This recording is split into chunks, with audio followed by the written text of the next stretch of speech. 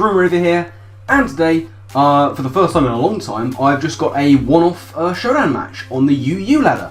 Yes, indeed, it's been a long time since I've done one of these, but I've been messing around with a team I particularly like, and had this really good battle on the ladder against one of my friends who I happened to run into. The team in question, I'll go over it quite quickly because it is quite a fun one. I've been loving using a couple of these Pokemon on here, mostly Mega Sharpedo. Really enjoying this set. It's Adamant with Liquidation, Crunch, Ice Fang and Psychic Fangs. You know, you can snipe something off. It's much in the same way as I like to use Zangoose, not using its item, in this case the Mega Stone, immediately, getting the KO, getting a speed boost where you can, and then megaing up for the power. Chilling out nicely with Nihilego. This is my favourite set at the moment. It's a Grassium Z Grass Knot Nihilego with Sludge Wave, Power Gem and Charge Beam for the boosts. You'll notice that it's got a little bit of bulk. I'm making it so that the Beast Boost is in speed.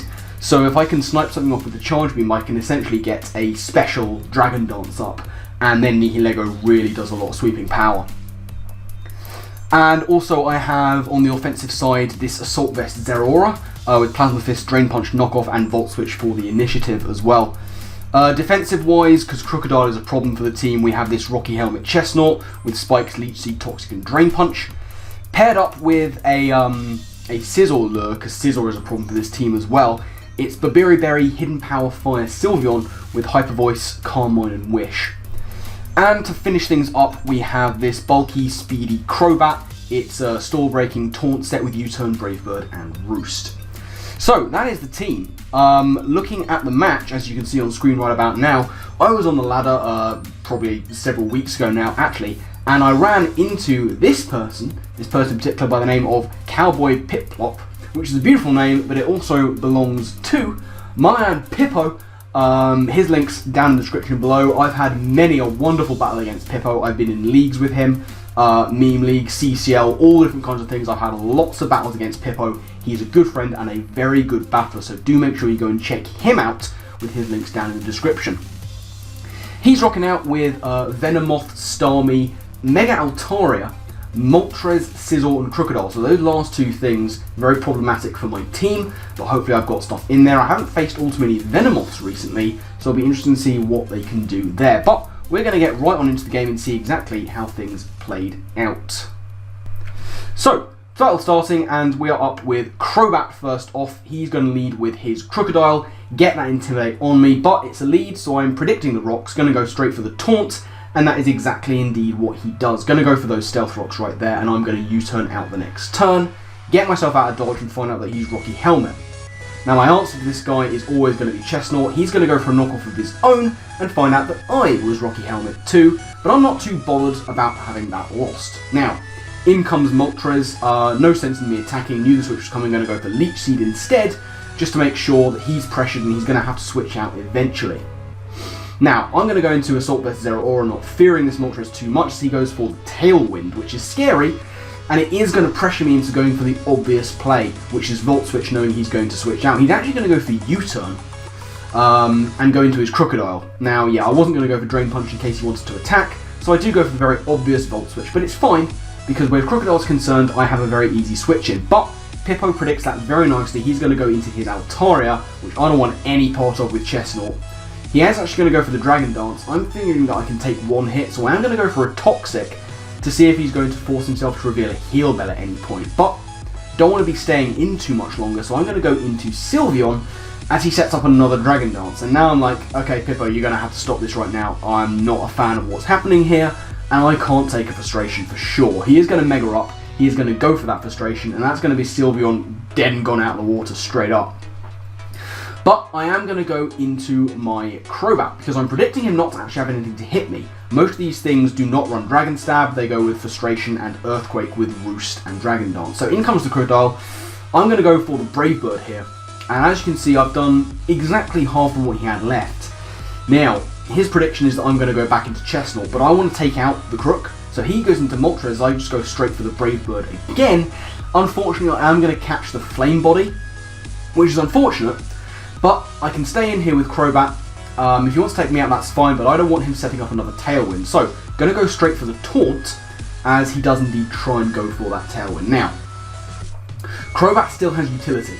It still very much has utility in the form of that taunt, so I'm going to roost up and hope that he's going to overpredict and U-turn out, which is exactly what he does. There's a lot of initiative gaining in this game. We've all got a lot of it going on. In comes the Sizzle, and I'm not really too fussed about taking on a Sizzle with Crobat, but I do taunt because I don't want him setting up sword stances. But he's going to overpredict and go for the U-turn, and that is looking, despite the low damage, like it is a choice banded Sizzle, and in comes the Moltres once again. Again, not happy with him setting up Tailwinds, but I am going to U-turn out, thinking that, you know, maybe he's just going to want to attack this time and predict that Tailwind as I go into Zeraora, and that's exactly what he does. He's actually going to predict me to go for the U-turn and go for one of his own into the Mega Altaria, which Zeraora does not want to take on. But it is Toxic, and I don't think he's going to go into the Crook once again, so I am going to Volt Switch out here into my Sharpedo, which is a risky play, but I figured the Roost was coming, and that's exactly what he does. Which is grand. He's going to Roost up, get himself back up to a nice amount of health, and get on out of dodge before I can do too much damage to him with Sharpedo. Ice Fang is incoming. He's going to sack off his Crook, which is nice because now I have that freedom of Volt Switch and Plasma Fists with Zeraora. So I'm going to get the speed boost, but I am at lowered attack, and now in comes the Sizzle. I can't take him out in one hit, that much is a given.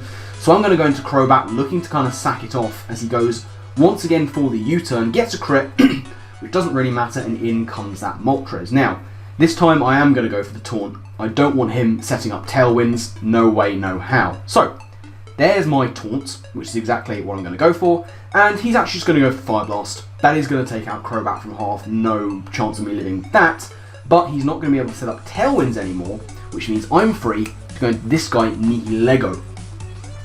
Now I'm going to go for the Power Gem. He doesn't really have a safe switch into this guy, so Power Gem is going to take out the Moltres, and I get the speed boost. Now in comes Sizzle. Now I predict him to over-predict here.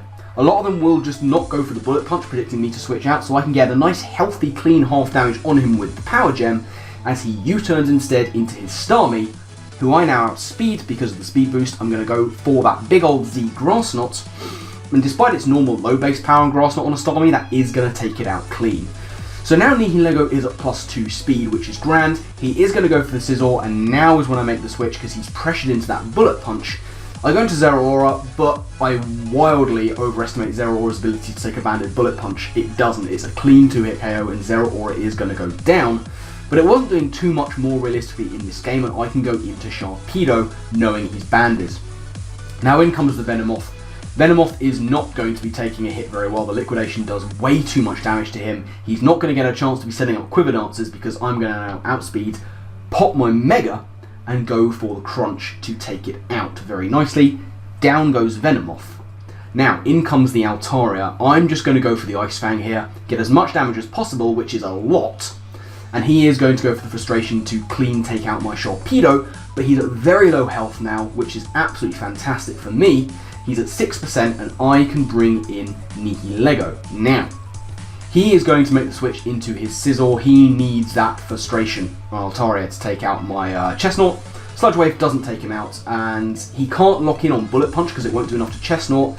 I don't take him out with the Power Gem, but he does take me out with Superpower, but I now know he is locked in. And here is where the play happens. He's going to go for Superpower, predicting me to just take him out, because then Altaria would come in and KO for the double down, but it wouldn't be double down because I don't have my Rocky Helmet, but I am going to get up the layer of Spikes. Knowing that he was going to try and sack off the Sizzle, I get the Spikes up. I get up 2 because I'm paranoid about his Altaria living. The reason I did all that was because if I just took out his Sizzle with the Bullet Punch that I now go for, he'd have gone into his Altaria, taken me out with Frustration, and that would have been game. But this way, I secure the Spiked KO on the Altaria as it comes in. One would have been enough, but again, I was paranoid. Down it goes, and that's going to be the 1-0 in our favour. So, yeah, lovely little game that I had on the ladder against my man Pippo. Remember to check out his links down in the description. I was just quite proud of how that game went. I got to show off a lot of the things on the team. That speed boosting Z Grass Knot Zeraora, Nihilego, very nice. Mega Sharpedo putting in work as well, and Chestnut putting in the work at the end with a nice prediction. As I say, he was looking for me to just take him out, go into Altaria and revenge for the KO, especially because I didn't have my Rocky Helmet. But knowing that was the case, get the Spikes up, make sure I can secure the down as he comes in on me. So, a nice little quick, lovely UU game for you there. Hope you guys enjoyed. I'll say, I'm not going to be doing too much more battling on the ladder or anything for the foreseeable, focusing on my other stuff right now, but I will be doing these occasionally if I get a good battle now and then, maybe against a friend who I run into. But as I say, that's going to wrap things up for me. So, my final thank you to you all for watching, and I guess with that, I'll see you next time. Laters.